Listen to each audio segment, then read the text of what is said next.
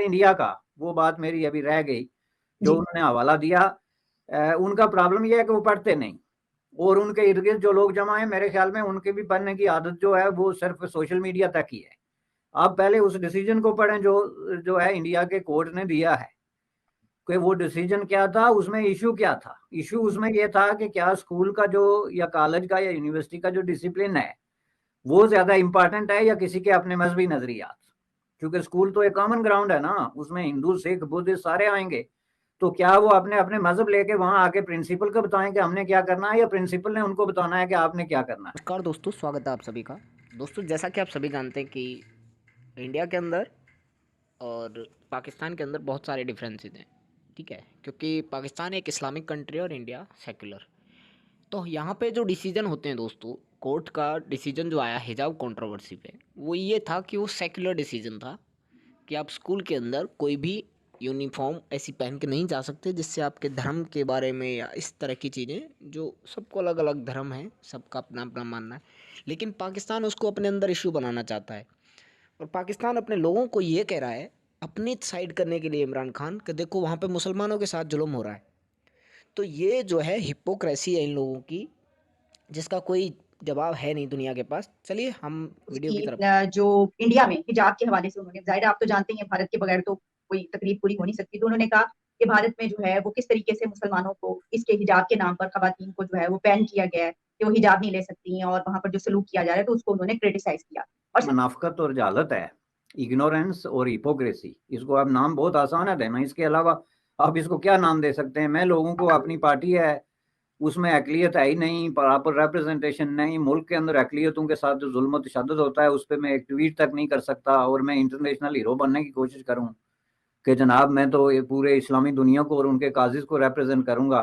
तो ये मुनाफकत ही होती है ना, इसको भी डबल स्पीक कहते हैं और इसी को इतजाज कहते हैं। तो इसको आप कोई नाम जो है वो दे सकते हैं। रहा सवाल लिबास का, तो ये मगरब में कभी कोई किसी ने किसी पे इसलिए हमला नहीं किया। मगरब की खूबसूरती यही है कि यहाँ लिबास कोई नहीं देखता। इंडिया का, वो बात मेरी अभी रह गई जो जी। उन्होंने हवाला दिया।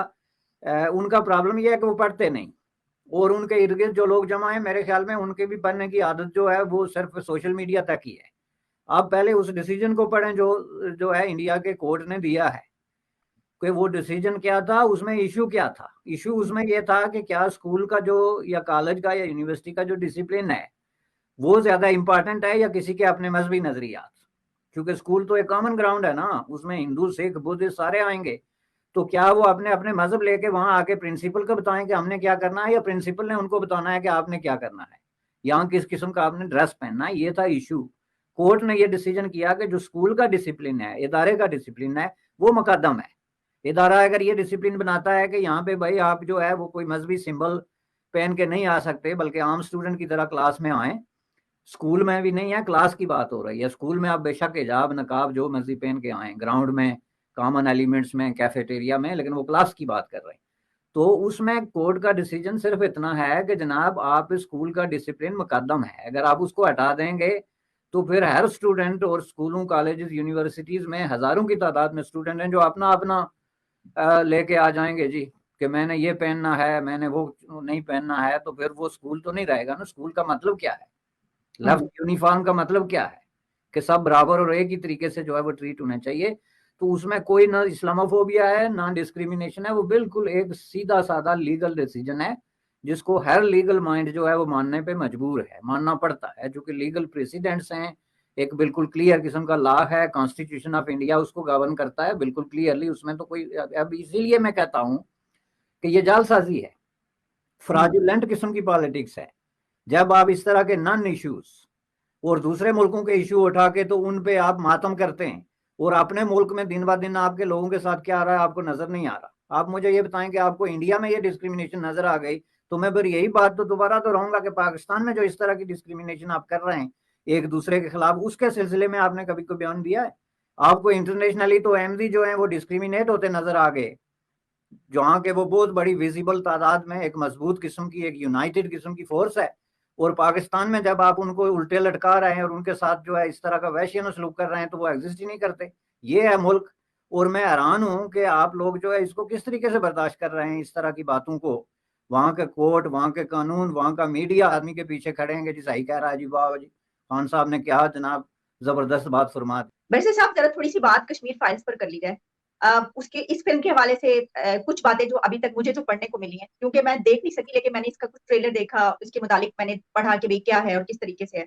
एक तो ये कि उसका टॉपिक बड़ा एक सेंसिटिव इस तरीके से है कश्मीर के हवाले से, फिर वहां पर जो कश्मीरी पंडित हैं उनके ऊपर ये फिल्म बनाई गई। इस पे ये कहा जा रहा है कि जो बजट है वो ज्यादा नहीं था इसका, और इसके अलावा ये भी कि इसके वजह से काफी ज्यादा वहां पर कॉन्फ्लिक्ट जन्म ले रहा है। बहुत सारे लोग इसको नापसंद कर रहे हैं, बहुत सारे लोग जो हैं वो बहुत पसंद कर रहे हैं। तस्वीरें आ रही थी कि वो जो डायरेक्टर है वो जो निकल रहे हैं, वो उनके हाथ चूम रहे हैं, रो रहे हैं, इस तरह की चीजें जो देखने गए थे, ये सब चीजें सामने आ रही हैं। सर आप इसको कैसे देखते हैं, आपका क्या पॉइंट ऑफ व्यू है इसके बारे में? दोनों चीज़ों की एक जस्टिफिकेशन है। आपको पता है कि 84 में 80s में जब ये मिलिटेंसी शुरू हुई कश्मीर में, तो वहाँ से पंडितों को निकाला गया। जो पंडित आप यूं समझ लें कि कश्मीर के जो सन ऑफ द साइल है ना, जो असल धरती के बेटे हैं, वो पंडित ही हैं। बुनियादी तौर पे कश्मीर में वही लोग हैं जो इब्तदा से मौजूद हैं। मैसेज है वो हम मानते हैं कि पंडितों के साथ ज्यादती हुई। उसमें जो ये मैसेज है कि जो इस्लाम के नाम पे वहाँ पे दहशतगर्दी और इंतहा पसंदी हुई, वो गलत हुई, वो भी हम मानते हैं,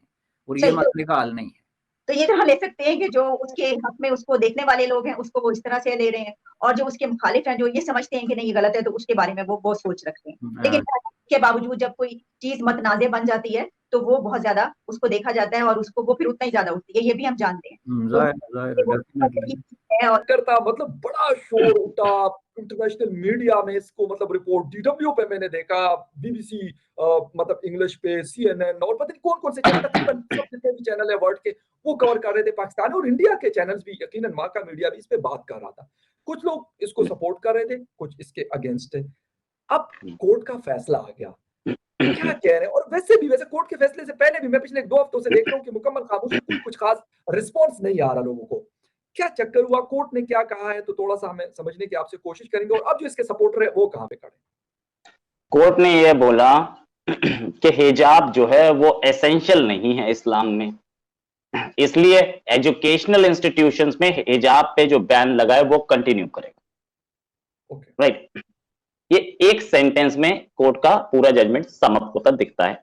अदरवाइज इसमें और भी बहुत सारी चीजें उन्होंने बोली हैं, लेकिन ये एक इशू था जो कि आपने बोला इंटरनेशनल हेडलाइंस ली। हाँ, ली इसने। और क्यों ली? क्योंकि इंटरनेशनल हेडलाइंस ये हिजाब जो है ये पहले दूसरे यूरोपियन कंट्रीज में बना चुका है, और बनाने के बाद अब ये इंडिया में ये एक इशू बना था। और इशू बना था, it was a serious issue in the sense कि ये कम्युनल कॉन्फ्रंटेशन की ओर ले जा रहा था। मुस्लिम्स बोल रहे थे कि हिजाब हमारे लिए जरूरी है, हमारा वो है, हमारी रिलीजन का पार्ट है। और इसको देखने के बाद जो हिंदुत्व वाले ऑर्गेनाइजेशंस हैं, उनके जो लड़के हैं कॉलेज के, वो भगवा ड्रेस में आने शुरू हो गए थे।